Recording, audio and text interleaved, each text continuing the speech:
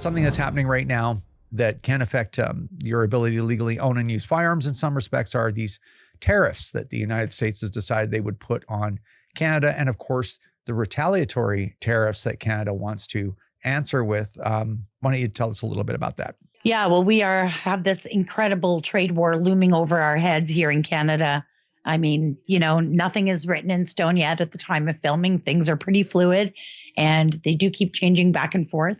But yeah, at this point, American President Trump has put a 25% tariff on everything going into the United States except oil and gas, which will be 10%. And in retaliation, the Liberal government here in Canada is putting a 25% tariff on a long laundry list of items. And on that list, of course, are guns and ammo. So they would be affected by the tariffs. There's a really great video out there by Adriel Michaud. He's that hunting gear guy. He's also a CCFR field officer. And he kind of went through his recent inventory, like what has he bought lately and would it have been affected? And he had stuff from Germany and Turkey and China and the Czech and, of course, the U.S. So, I think a lot of the ammo will be coming from the U.S. So if you haven't stocked up, you need to do that very quickly. For the most part, I'm not sure that this will have too much of a huge impact on individual gun owners. But unfortunately, this will be a huge blow once again to our importers, retailers, the industry that's just been completely hammered by this government all along. I understand the politics behind it, but it doesn't make it any more easy for the people who are having to live with the consequences.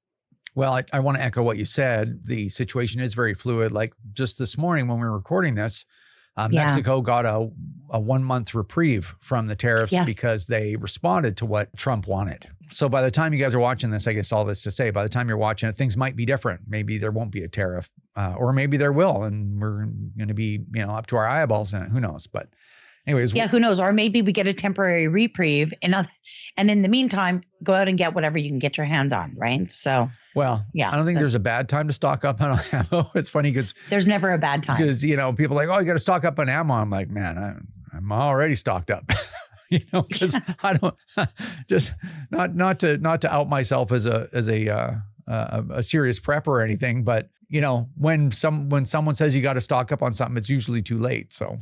Yeah, well, that's exactly it. I remember, the toilet paper fiasco of 2020. I will never let that situation happen with ammo. So, well, yeah, I ended up with COVID. Actually, I was coming back from SHOT Show. It was the first time that I ever went. That's right. Sorry, the second time I went that was the last time I went was in 2020 because we were looking for sponsors for our old television show. If you guys remember it, right?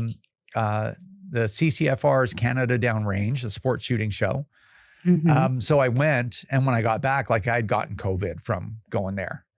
And I know that everybody gets sick every time they go there. They call it the SHOT Show flu, or the SHOT Show plague. But I got COVID, 100%, and I actually went to the hospital because I was really, really sick. But as soon as I recovered, there was some rumors floating around about COVID, so I went straight to Costco. I won't even mention how much I spent, but it was a pile of money. So I had 7 months worth of toilet paper anyway, just out of prepping, right? So. Anyway. Oh, yeah. I'm with you on that. Yeah. I always try to get ahead of the curve. I don't know if that's just like maniacal or, obsessive or something, but anyway. It's responsible. Like you got to have your priorities, toilet paper, ammo, like these are things we need. Yeah. Well, nobody in my family was like, Dad, do we have any toilet paper? I'm like, you got any other silly questions? The liberals want you broken and frustrated and demoralized and disconnected so that you don't show up at the polls, so you don't keep pushing back against them. Don't let them win, and don't let them take any more than they've already taken from you. Don't let them take your happiness. Don't let them take your relationships, fighting with people. All right, everyone, thanks for listening. Take care.